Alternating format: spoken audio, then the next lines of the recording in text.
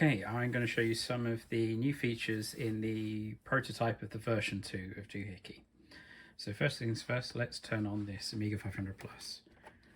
You see a nice kind of rainbow pattern appear. There was a red power LED, green power LED, and lots of blue blinking going on right now. So there are now two color states for the power LED. The kind of dim mode is one color. And then if you've got a older motherboard, the dim mode is off, but that would still show as one color, and then the full brightness is a different color. The blue flashing you saw there was the hard drive LED color, which is blue in this instance. And we can pop in a floppy disk, and you can see we're flashing red here for a floppy disk. I'll just check that in a sec.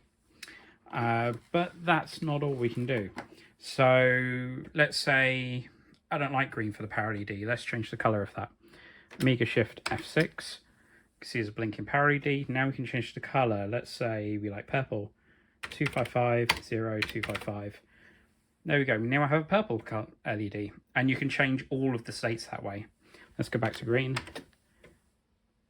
02550. Back to green again. Simple as that. Now, if you're using your Amiga at night, the LEDs might be a little too bright. Amiga Shift F10. And the LEDs go into a dim mode. You can just kind of barely see it there, but if I switch it back again, we go back into full brightness. And there's quite a few other kind of hidden Easter eggy features in this as well.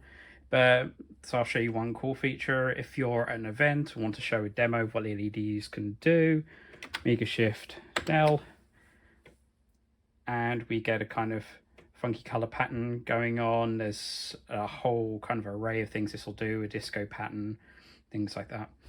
So if we hold down left shift, we'll break out of that and go back into normal keyboard mode again.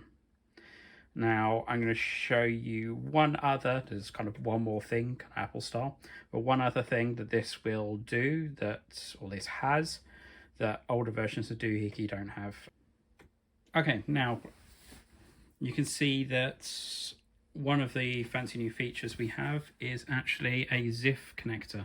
One of the biggest complaints of DoohicKEY V1 was that the connector could be a little bit stiff to push the ribbon cable in, and I totally get that.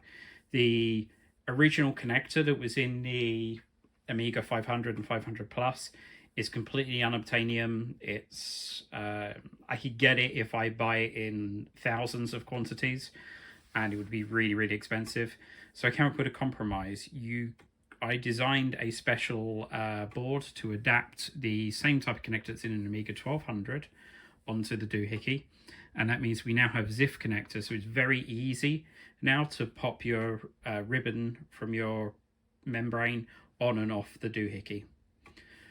This is all just a prototype, and there's going to be a few tweaks along the way, and I'm hoping to get the final version ready early to late October, and I'll keep you informed.